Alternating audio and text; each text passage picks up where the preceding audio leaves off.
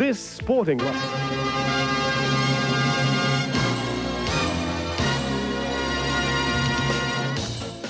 Hello, Asia! And welcome to another This Sporting Life. And thanks for joining us on an evening when too much sport is barely enough. Later in the show, at this very card table, perched as it is precipitously on the sporting and artistic abyss, we'll be joined by one of Asia's leading and finest theatrical entrepreneurial minds. But before that, let's get a big man on the loose, creating mayhem simply by asking Rampaging Roy Slaven, what was the highlight of your week? Yes, thanks very much, H.G. Nelson. Two things very, very quickly. Firstly, for Javan Me and Dad fans, and I know there are many, I include myself, I'm a mad Javan Me and Dad fan. Prime Minister, or I should say President of Pakistan, Benazir Bhutto, has stepped in and coaxed Javed out of his 10-day retirement. So Javed is back. The second thing is that Patrick Rafter went down to Michael Chang. He was suffering from food poisoning, deliberately induced food poisoning, I must say, in Hong Kong. Went down to Michael Chang in the final. But he is being touted as the Queensland Killer.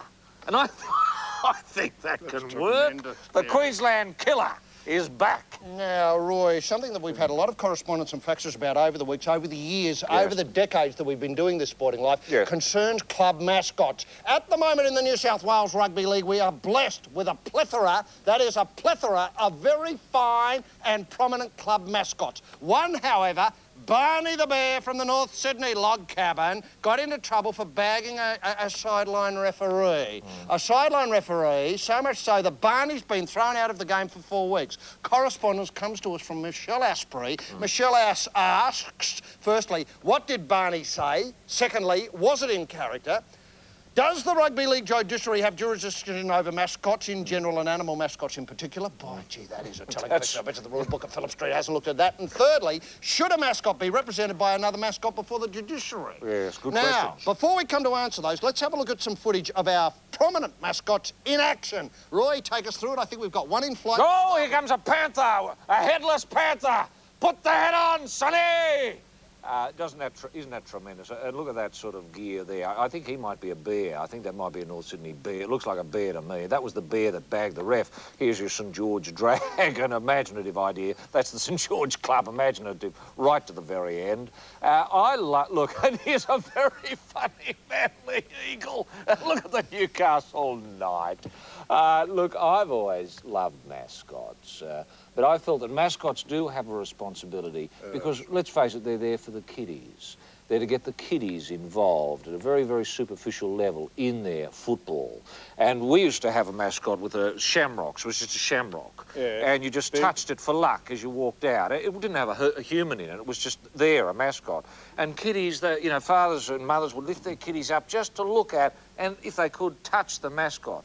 That's how mascots should be, just friendly talismans, friendly metaphors for the team. And if they go beyond that, then I think they've got to be weeded out of the game before they kill the game stone dead. Is it going too far? Not at all. We'll come back and discuss that and other life matters after our street. Well, here we are in High Street, Fremantle, Roy, and there's always so much to see in High Street. It's always busy. It's incredibly busy, and it's busy at the moment. Busy. Look at this couple here. They've made up their mind, they've seen something they want to buy, and they're walking towards it with a fixed, jaunty gait that says, I'm a winner. Well, one's obviously saying, follow me. One's out front. And I think they're going to duck into Babette's. Are they? No, they're not. They're going straight past Babette's. They must be onto Eastern Island Pottery. That's it, the Pottery! Yes, they're into Pottery, and they couldn't have picked a better spot. I think the one in front was after a bit of... What, a cup and saucer? Or something for a zone. No, they're disappointed. They're on their way out. No, they're having another look. They're picking it up. God almighty. They've picked up not a pot, but a sort of old, ye oldie sort of cradle sort of gear. I think for you put things in the bottom. It's an old old J Dart. You put things in the bottom and sit on the top. So if they get in touch, not only will they have their, what looks to be a 18th century, 19th century oak commode, but also they got a very substantial prize as being part of our street. Yeah, if they get in touch with us. High Street, Fremantle. So much going on.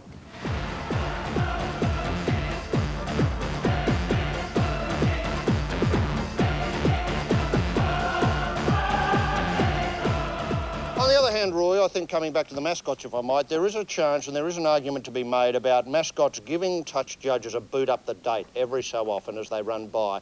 I think that could bring a little bit of excitement to the game, a little bit of pulling the focus closer to the crowd. Yes. I think the crowd should be able to come on and give the mascot a bit of a fiddle as he runs by too. Yes. I think that could work. Yes. I think that the kiddies aren't involved nearly enough. We saw the sea eagle having a go at a lump of dead mince out there in the middle. I don't think that's encouraging at all of anybody, and it's not a mascot in the spirit of what I call the rugby league. However, violence in the rugby league seemed to be absolutely one in the same. And so I think that the touch judges should have mock battles with the mascots. Oh, yes. I think that there should be a lot of harmless hijinks like look up there and then punching him in the stomach and things like that. I think those sort of things can work, Roy. Yes, I think you're right too. Sorry, I just had a little bit of microphone trouble. But hey, that's live television.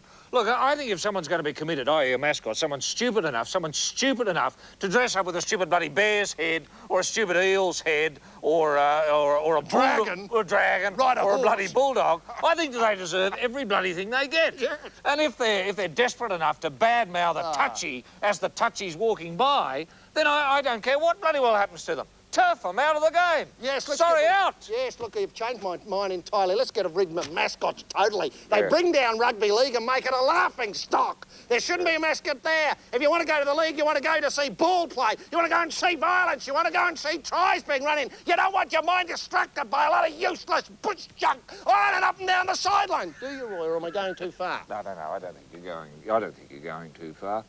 I think, you know, seeing a mascot, I wouldn't worry me. Get out the gun. Wouldn't worry me if some mascots went out there and didn't come back. That's how I feel about bloody well mascots, and I always have done. I think they the pelican, the starling, the heron, the kookaburra, the shag, and thousands of others. This magnificently presented volume is now available at all ABC shops. Scott Fisher on the job again, and I'm still a wild cat. And everybody in America has so much to learn about the Australian leisure industry. I want to be part of it, so I'll pass a soap as long as the price is right. When you've got it all, have Ciro come round and pass you the soap.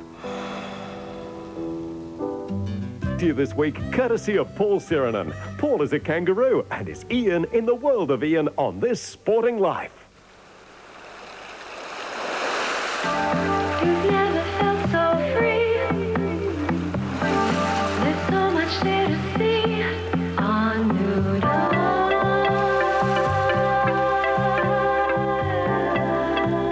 Island, where doing the rabbit becomes a habit.